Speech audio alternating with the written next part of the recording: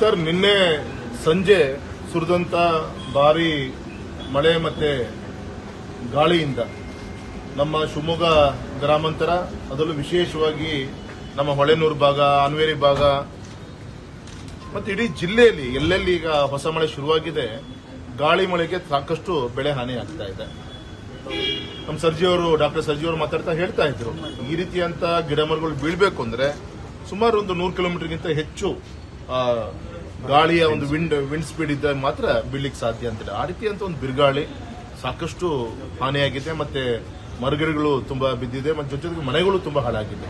ಹಾಗಾಗಿ ನಾವು ಇವತ್ತು ಇನ್ಚಾರ್ಜ್ ಜಿಲ್ಲಾಧಿಕಾರಿಗಳಂತ ಹೇಮಂತ್ ಅವರಿಗೆ, ಇವತ್ತು ನಮ್ಮ ಜಿಲ್ಲಾಧ್ಯಕ್ಷರಂತ ಜಗದೀಶ್ ಅವರ ಒಂದು ನೇತೃತ್ವದಲ್ಲಿ, ಮತ್ತೆ ನಮ್ಮ ಶಿವಮೊಗ್ಗ ಗ್ರಾಮಾಂತರದ ನಿಕಟಪೂರ್ವ ಶಾಸಕರಾದಂತಹ ಸನ್ಮಾನಿತ ಅಶೋಕ್ ನಾಯ್ಕ ಅವರ ನೇತೃತ್ವದಲ್ಲಿ ನಾವು, ಡಾಕ್ಟರ್ ಸರ್ಜಿ ಅವರು, ಗೌರವಾನ್ವಿತ ನಮ್ಮ ಅರುಣ್ ಅವರು, ನಮ್ಮ ಪಕ್ಷದ ಪದಾಧಿಕಾರಿಗಳು ನಾವೆಲ್ಲರೂ ಕೂಡ ಸೇರಿ ಇವತ್ತು ಮನವಿಯನ್ನ ಸಲ್ಲಿಸಿದ್ದೀವಿ.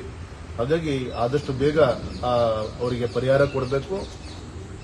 ಮತ್ತೆ ನಾಳೆ ಈ ರೀತಿಯಂತ ದುರಂತಗಳು ಆದಾಗ ಹೀಗೆ ಒಂದು ಕಾರ್ಯಪಡೆಯನ್ನ ರಚನೆಯನ್ನ ಮಾಡಬೇಕು ಅಂತ ನಮ್ಮೆಲ್ಲರದ್ದು ಕೂಡ ಅಪೇಕ್ಷೆ ಇದೆ. ಯಾಕಂದ್ರೆ ಮಾನ್ಸೂನ್ ಬಿಫೋರ್ ಈ ರೀತಿಯಂತ ಘಟನೆಗಳು ಆಗೋದು ಸಹಜ. ಹಾಗಾಗಿ ಹೆಚ್ಚಿನ ರಕ್ಷಣೆ ಕೊಡಬೇಕು. ಇದು ಒಂದು. ಎರಡನೇ ನಮ್ದು ಒತ್ತಾಯ, ಹೋದ ಬಾರಿಯ ಒಂದು ಇನ್ಶೂರೆನ್ಸ್ ಏನು ಕ್ಲೈಮ್ ಆಯಿತು, ಕ್ರಾಪ್ ಇನ್ಶೂರೆನ್ಸ್ ಕ್ಲೈಮ್ ಆಯಿತು, ಸಾಕಷ್ಟು ಅನ್ಯಾಯ ಆಗಿದೆ. ನಮಗಿನ್ನೂ ಕೂಡ ಒಂದು 70-80 ಕೋಟಿ ನಮ್ಮ ರೈತರಿಗೆ ಬರಬೇಕಾಗಿತ್ತು.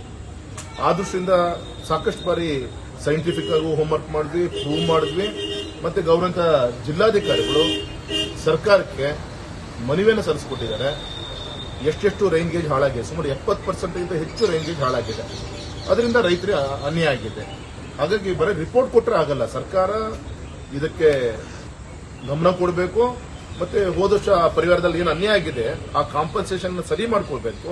ಮತ್ತೆ ಈ ವರ್ಷದ ಕ್ಲೈಮ್ ಮುಂದಿನ ವರ್ಷಕ್ಕೆ ನಾಳೆ ಬರುತ್ತೆ, ಆ ಕ್ಲೈಮಲ್ಲೂ ಕೂಡ ಅನ್ಯಾಯ ಆಗಿರೋ ರೀತಿಯಲ್ಲಿ ಏನು ಪ್ರಿಕಾಷನರಿ ಮೆಜರ್ ವಹಿಸಿಕೊಳ್ಬೇಕು, ಆ ಕಡೆ ಗಮನ ಕೊಡಬೇಕು ಅಂತ ನಾನು ಈಗ ನಮ್ಮ ಜಿಲ್ಲಾಧಿಕಾರಿ ನಾವೆಲ್ಲರೂ ಕೂಡ ಒತ್ತಾಯನ ಮಾಡಿದ್ದೀವಿ.